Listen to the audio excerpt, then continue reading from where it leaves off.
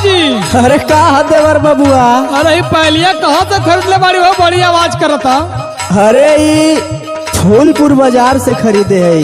तबे तो बड़ी आवाज कर छन छना छन बाजाता हो। पैसा लगल है बाबू। हाँ तो सुना सुनावा। भौजी बाजे तर पाया लिया छन छन छन। अच्छा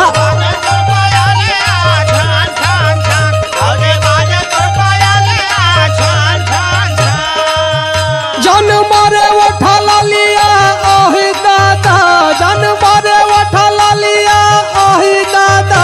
भौजी बाजे तर पाया लिया छन छन छन।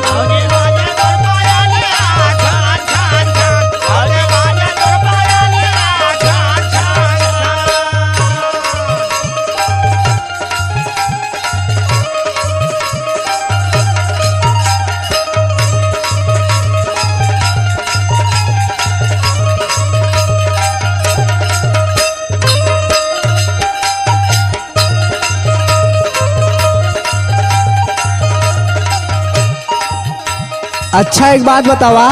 बता भौजी। चाहे छन छन बाजे और चाहे छम छम बाजे, हाँ तो हसे का मतलब? अरे तो छन छन बात अब डिस्टर्ब हम न होत बनी। का हो तो तनी बतावा। आई सुना। सुनावा।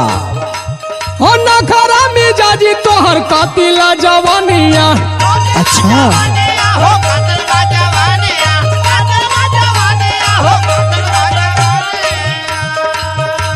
हो पोरे पोरे गदरल गोरी तोहारो बदनिया।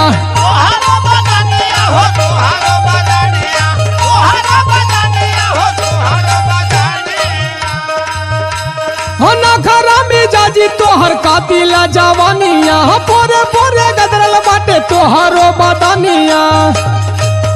बहे पूरा भी बयारिया सन सन सन। बहे पूरा भी बयारिया सन सन सन। भौजी बाजे तोर पाया लिया छन छन छन।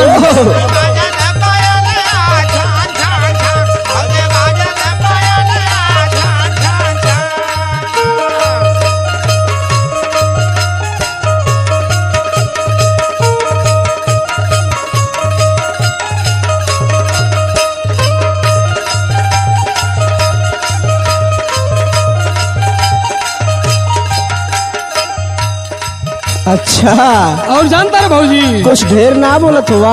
अरे कोई ढेर ना बोलते हैं। सुना। सुनावा। जब राह में चलती हो ना, आए अरे जब राह में चलती हो तो का होता है? लोगों को बहुत डिस्टर्ब होता है। कैसे?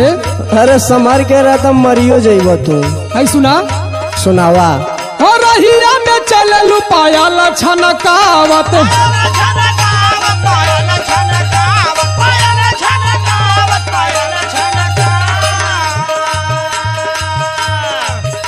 हो काहे खातिर बाड़ू हमर जिया छछनावत।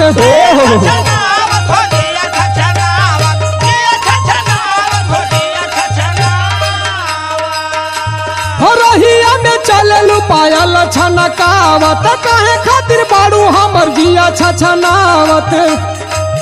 चले अखिया से गोलिया दन दन दन। चले अखिया से गोलिया दन दन दन। भौजी बाजे तोर पाया लिया छन छन छन।